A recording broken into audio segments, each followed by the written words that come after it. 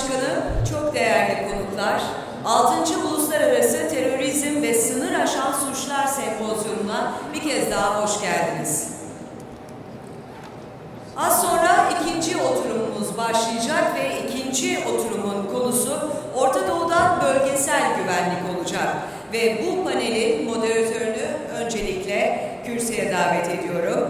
Sayın Profesör Doktor Ahmet İçduygu. Doktora derecesini 1991 yılında Australian National University'den alan İçduygu, halen Koç Üniversitesi İktisadi ve İdari Bilimler Fakültesi Uluslararası İlişkiler Bölümünde profesör olarak çalışmakta ve Koç Üniversitesi'nde 2004 yılında başlayan Göç Araştırmaları Programı'nın direktörlüğünü yapmaktadır. İnsani Bilimler ve Edebiyat Fakültesi dekanıdır. Ve konuşmacı konuklarımızdan Profesör Doktor Sayın Kingshuk Chattarjee'yi huzurlarınıza davet ediyorum. Konuşmak üzere. Mr. Chattarjee. Calcutta Üniversitesi Tarih Bölümünde doktorasını tamamlamıştır. Kendisi şu anda Şivnadar Üniversitesi Tarih Bölümü profesörü olarak görev yapmaktadır. Başlıca çalışma alanı Orta Doğu siyaseti olan Chattarjee, İran, Filistin ve Körfez ülkeleri üzerine akademik araştırmalar yürütmektedir. Ve bir başka konuşmacı konuğumuz Sayın Doktor Şaban Kardaş. Buyurun efendim. TOP Ekonomi ve Teknoloji Üniversitesi Uluslararası İlişkiler Bölümünde yardımcı doçent olarak çalışmaktadır. Üniversitedeki görevi yanı sıra Doktor Kardaş, Insight Turkey ve Perceptions dergilerinin yardımcı editörlüğünü yürütmekte ve aynı zamanda Orsan Başkanlığını yapmaktadır. Ve üçüncü konuşmacı konuğumuz Sayın Lars Ersle Andersen. Mr. Andersen. Danimarka Uluslararası Çalışmalar Enstitüsü Orta Doğu Masası Koordinatörü olarak çalışmalar yürütmektedir. Uluslararası arenada Orta Doğu siyaseti ve terör üzerine çalışan Andersen'in temel uzmanlık alanı Amerika'nın bölgesel siyasetidir. Ve son olarak konuşmacı konuğumuz Sayın Doktor Serdar Aziz. Buyurun. Irak Kürt Bölgesi Yönetimi Parlamentosu Doğal Kaynaklar Komitesi danışmanlığını yapmaktadır. Kendisi Goran Hareketi üyesidir. Sayın İçduygu, sözü size bırakıyorum.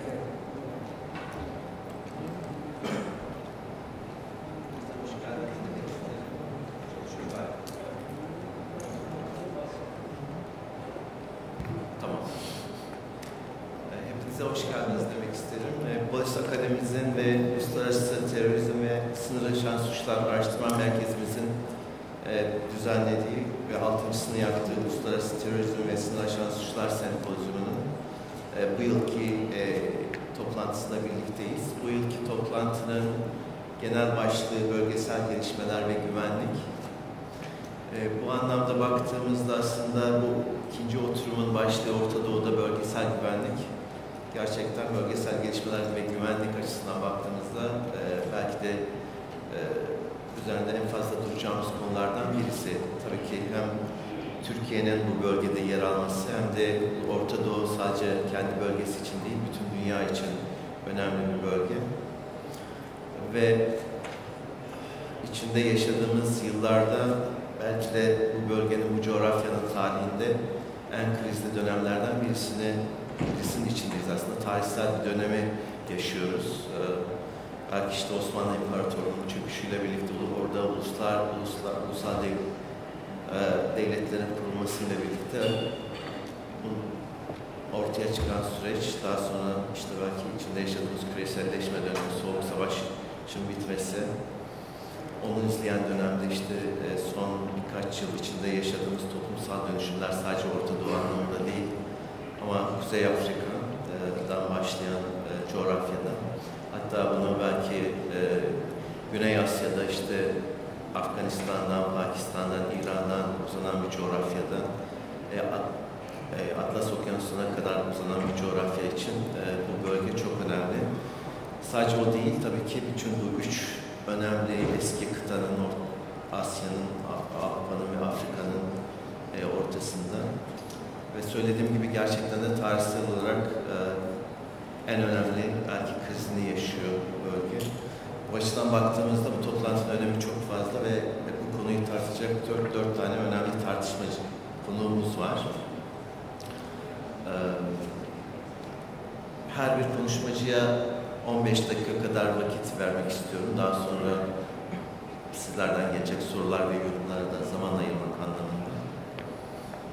Bu çerçevede ilk olarak Shiv Nadar Üniversitesi Beşeri ve Sosyal Bilimler Fakültesinden Kingshuk Chattarjee kendisini davet ediyorum konuşmasını yapmak için. Buyurun.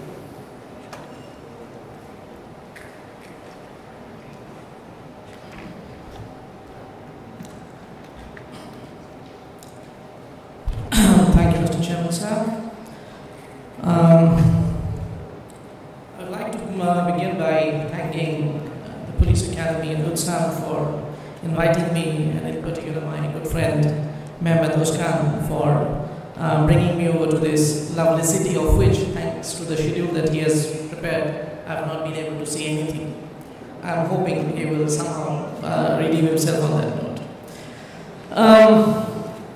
To start with what I intend to talk about, the question of regional security, we are going to deliberate over the next 3 days, and we have also clearly identified which region we want to talk about. Although we have more or less confined ourselves only to the problem of instability, as if security is a reactive kind of a response, that you must have a problem against which stabilization has to emerge as a solution. The most interesting thing that almost all these speakers have spoken about is that regional security basically involves securing the region in which there will be players automatically engaging themselves to whatever set of challenges might be there that destabilizes the existing law and order condition, both internally and externally. Funny, I remember somewhere remembering reading something like sovereignty having to do with the individual country concerned. The problems faced by sovereign states frequently, of course, have impact overseas and meaning outside its borders, and that often results in involvement in order to bring about some kind of a collective security kind of a situation. Except that in the case of the Middle East, as some of us were punning in the morning, the question is not more of regional security as regional insecurity.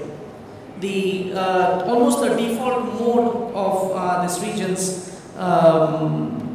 existence seems to be a considerable degree of turmoil, instability, and so on and so forth. And it will be hard put to find a single country in which internal matters you do not find involvement by external players. The question, of course, is to what extent should involvement in the matters of one country by others be accepted. I would say the question acquires considerable resonance since two major theaters in the Middle East have seen considerable intervention, which has proven very, very decisive in continuing with the situation of instability rather than bringing about any kind of stabilization. Syria and Iraq.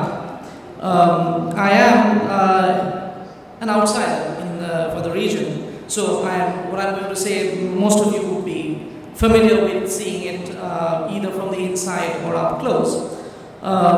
So the Syrian crisis, as you would know, began largely because of internal dynamics of having a ruler who is fairly authoritarian, and people who are no longer willing to accept that authoritarianism. Now, this was compounded by intervention from a number of countries such as Iran, Saudi Arabia, Qatar, Russia, United States, and Lebanon, in the sense of the involvement that Hezbollah has brought into the equation. And you are also aware of one of the outcomes. There is a huge refugee problem. The people are fleeing this zone of conflict. Principal victims of this spillover being Turkey, Jordan, and Egypt.